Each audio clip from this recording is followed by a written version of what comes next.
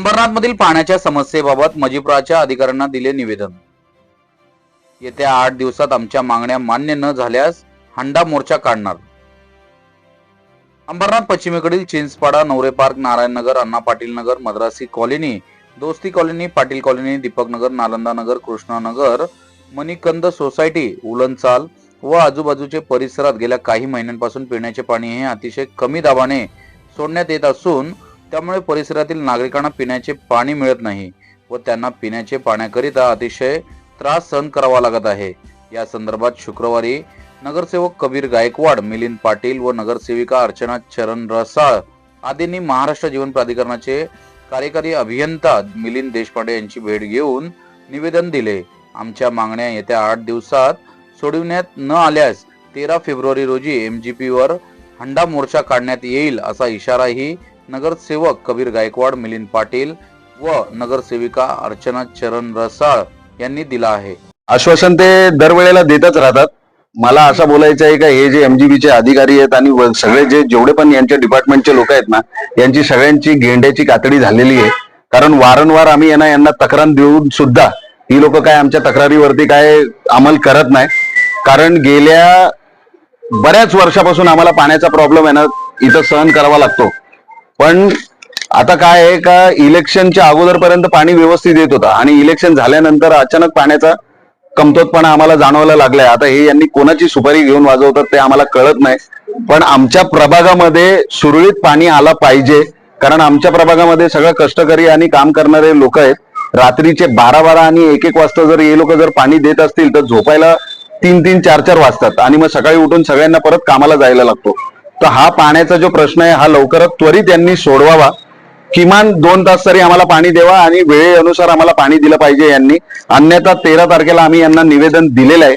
जर यांनी आमचा 8 दिवसामध्ये प्रॉब्लेम सॉल्व्ह केला नाही पाण्याचा तर 13 तारखेला आम्ही पूर्ण सगळेजण आमच्या प्रभागातले एक जोरदार मोर्चा इथं काढू आणि जोपर्यंत आमचा प्रॉब्लेम सॉल्व्ह होत नाही तोपर्यंत आम्ही इथंच ठिय्या टाकून बसणार आहेत असं आम्ही ठरवलेलं आहे आणि याला सर्वस्व जबाबदार हे MGB राहणार आहे।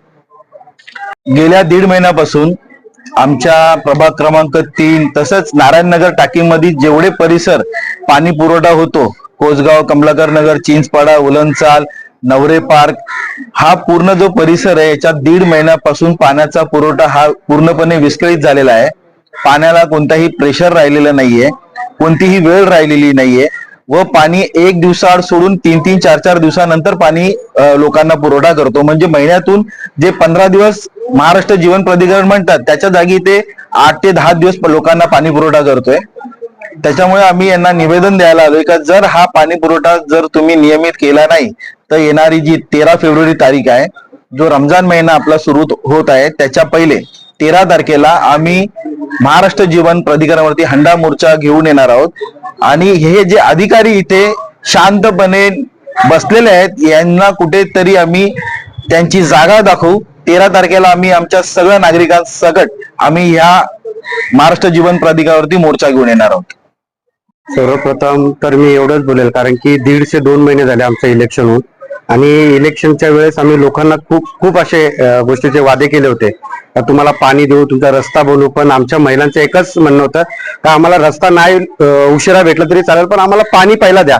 आणि आमचे जे प्रभाग आहेत, आता आमच्या अर्चना वहिनी नगरसेविका, आमच्या घरामध्ये 4 ते 5 नगरसेविका ज्या महिला आहेत आणि महिलांना सर्वात जास्त पाण्याची काय कमी भासते ती त्यांना माहिती आहे, म्हणून आम्ही सर्वात प्रथम तर पाण्याचाच मुद्दा घेतला होता। पण अधिकारी एवढे माजलेले आहेत आणि अधिकाऱ्यांनी, मला असं वाटतं अधिकाऱ्यांची ती इच्छा नव्हती का आम्ही निवडून यावं, कारण की ह्या राहणाऱ्या जनतेने आम्हाला आमच्यावरती विश्वास ठेवून मतदान दिलं कारण की त्यांची कामं होतील म्हणून।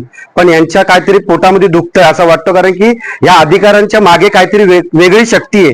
ते शक्तीचं असं म्हणणं की यांनी रोज शिव्या ऐकल्या पाहिजेत, पण आता या गोष्टीला आम्ही बोलणार नाही, कारण की येणाऱ्या काळामध्ये हे निवेदन वगैरे काहीच नाही, डायरेक्ट दणका, म्हणजे या अधिकाऱ्यांना समजेल का आमची ताकद काय आणि आम्ही काय करू शकतो। कारण की हे एवढे माजलेले आहेत येणाऱ्या काळामध्ये आमचा रमजानचा महिना येतो. रमजानच्या महिन्यानंतर असं नाही का आज रमजानचा महिना आहे म्हणून आम्हाला पाणी सुरळीत द्या आणि त्याच्या येणाऱ्या नंतर तुम्ही परत आमची पाणी कपात कराल आणि अर्धा तास 15 मिनिटं 20 मिनिटं पाणी यायचा वेळ तेव्हा लाईट घालवणार, काहीतरी ना काहीतरी उद्योगधंदे करणार.